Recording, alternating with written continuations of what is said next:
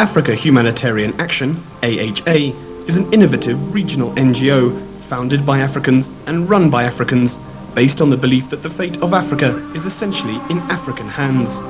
Its mission is to provide emergency relief and sustained development assistance to distressed African communities ravaged by natural disasters and civil strife, all too common aspects of life on the African continent since the promise of the heady days of independence was hijacked by calamity.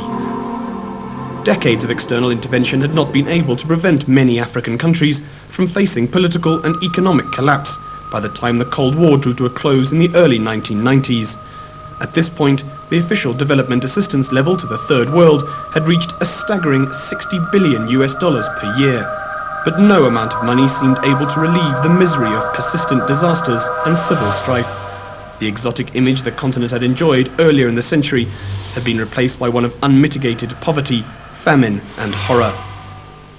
A sense of defeat prevailed. The time was ripe for a fundamental change of approach to solve Africa's problems.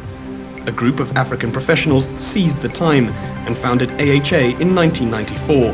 The catalyst was the crisis afflicting Rwanda after the genocide. The background was the crisis of confidence that had all but paralyzed the continent in a cycle of disaster and dependency. The Rwanda genocide of 1994 was AHA's first challenge. AHA was the first and only regional NGO to join the international community in the global response to Africa's greatest tragedy this century. When AHA arrived in Rwanda, thousands of internally displaced, traumatized people were on the move. Columns of refugees were on their way home from neighboring countries. Gruesome indications of the massacres abounded.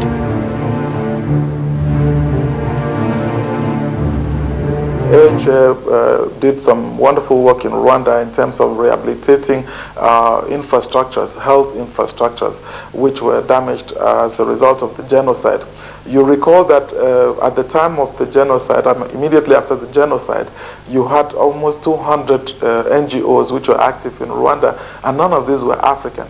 And they came in at the spur of the moment, and then when things settled down a little, many of them left because they didn't operate normally on the continent. And there was a kind of vacuum which needed to be filled.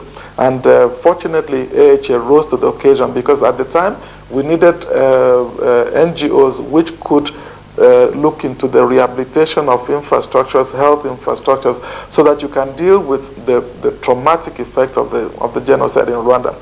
AHA filled that vacuum. AHA deployed 2 teams of health professionals from 7 African countries at the health centers in Tare, 40 kilometers south of Kigali, and Kabarondo, 90 kilometers to the southeast. The local authorities had entrusted AHA with the rehabilitation and management of these looted and desecrated facilities. The 2 teams pitched field hospital tents to minister to the immediate physical and emotional needs of the patients, whilst renovating and refurbishing the buildings.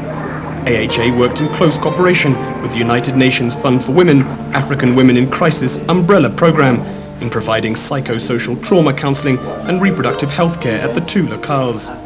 The former health staff were themselves traumatized, in exile or slaughtered. Thus, the recruitment and training of personnel became a top priority for AHA as part of the restoration of the health service. Working in partnership with UNHCR and the Rwanda government, AHA emerged as a key actor in the health sector throughout the emergency period.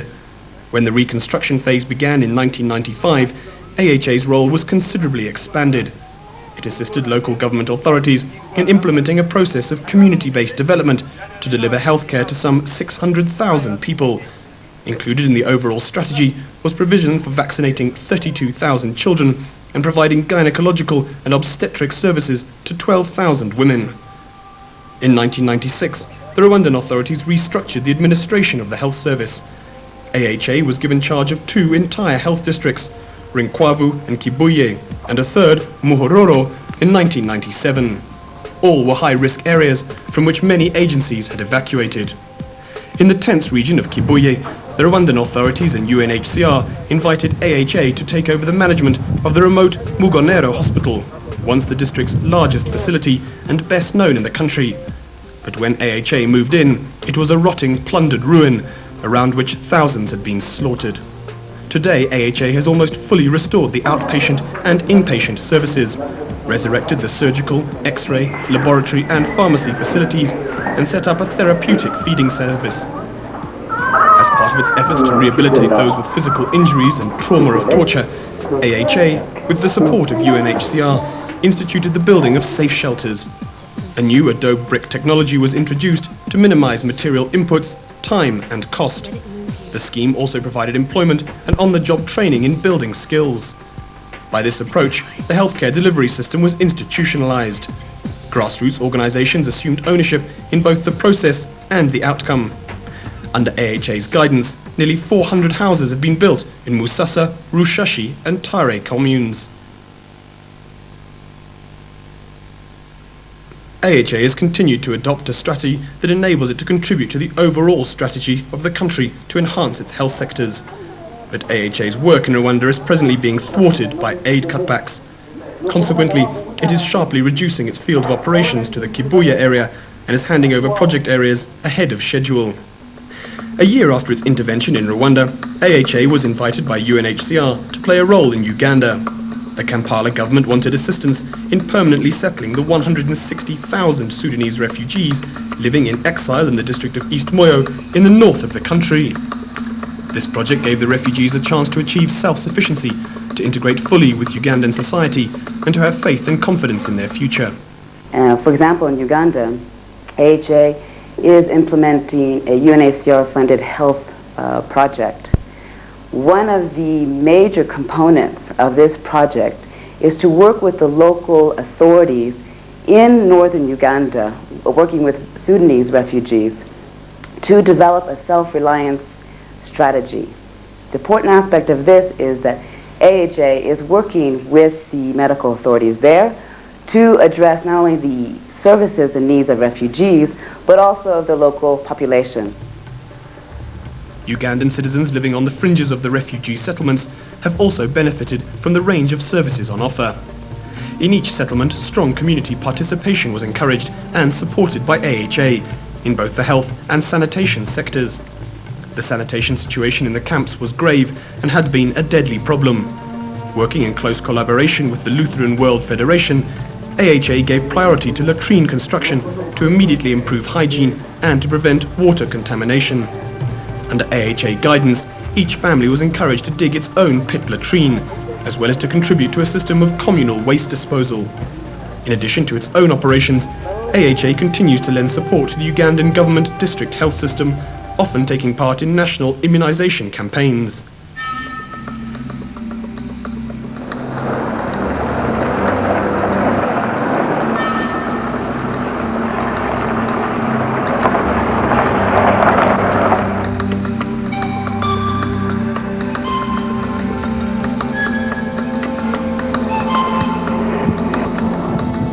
In the same year that AHA started its operation in Uganda, it was also invited to join the massive international undertaking to rebuild Angola, potentially one of Africa's richest countries, but by 1995 in a sorry state from the ravages of a protracted civil war. AHA signed a tripartite agreement with the Angolan government and UNHCR to rehabilitate the healthcare delivery system in 2 municipal districts, Lumbala in Gwimbo and Kazombo in the eastern Mohiko province. AHA was the first African NGO to play a humanitarian role in the country. It was an immense challenge, as the devastation, disintegration and decay of the buildings and infrastructure after 19 years of bloody fighting was almost total.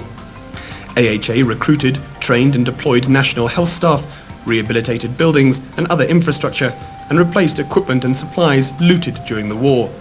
It also thoroughly reorganized the administration of the main hospitals and rebuilt and refurbished the residential blocks and satellite health posts. Local officials welcomed the AHA presence with open arms. It was the only NGO providing healthcare in the district, which was remote, shaken by volatile security conditions, and had to be supplied by air. The hospital project served a repatriated community of more than 100,000 people, as well as the ever-changing number of internally displaced. More than 56,000 patients received medical care in the district hospitals. AHA worked closely with the World Food Programme and conducted a vaccination campaign with UNICEF, which benefited thousands of mothers and their children. As part of its capacity-building mission, AHA also pumped water from the nearby Zambezi River. Distribution points of clean, potable water were set up, providing residents with their first ready access in decades. This was accomplished within the context of an ever-present danger of ongoing conflict and active minefields, which were scattered all over the province. AHA joined the national effort to ease the devastating effect on an essentially rural community of the 10 to 12 million landmines which had been planted in over 2 decades of civil war. AHA took a deep interest in the detection and removal of these anti-personnel mines, launching an awareness program. As a result, the mortality rate from landmines was considerably reduced in the areas of AHA intervention. Again, in Angola, the AHA was also a trailblazer because it was the first African indigenous NGO which went into Angola during the crisis in that country. They are now in Liberia. They have plans to go into Sierra Leone. To date, AHA has pooled the knowledge of professionals from 24 African states for service in 7 countries on the continent. With modest headquarters in Addis Ababa, AHA at present has country offices in Angola, Rwanda and Uganda. Provisional offices have been established in Burundi, Liberia and Sierra Leone to facilitate registration formalities and to identify possible project areas and potential donors. For its early operations, AHA received the bulk of its funding from UNHCR, other UN agencies and private institutions. The Secretary-General of the OAU calling AHA a shining example. In 1998, the OAU granted $100,000 to AHA to launch its programs for Liberia and Sierra Leone. The recent emergence of indigenous NGOs with in-kind and other services to offer has broadened the base of support into a pan-African effort. In 1997, the average cost per person for the combined program budgets for Angola, Rwanda and Uganda was $6. This included the cost of running AHA's headquarters. From the beginning, AHA has put effort into promoting interaction with governmental institutions, the UN system, NGOs and civil society, believing that improved development partnerships are crucial to the success of its work. Thus it has promoted dialogue with the international community and national organizations on ways to collaborate and achieve common goals. In 1995, AHA fostered the first of 2 conferences and workshops on the Rwandan genocide, which were held in Kigali. Recently, we had a regional meeting for East and Horn of Africa. This brought in NGOs from the region and also brought in OAU and ECA as well. And we and AHA also participated in this meeting. Now, one of the outcomes of this meeting was that the NGOs, these are both international and national NGOs, elected AHA as its regional focal point. In its 5 years of existence, AHA has proved and is continuing to demonstrate that Africa can offer its citizens an expectation of security and improvement of lifestyle. Africans can be effective partners in their own development. And above all, a lasting peace and security can be established on the continent so that the dreams and efforts to develop its potential and offer a better life to its citizens can be realized.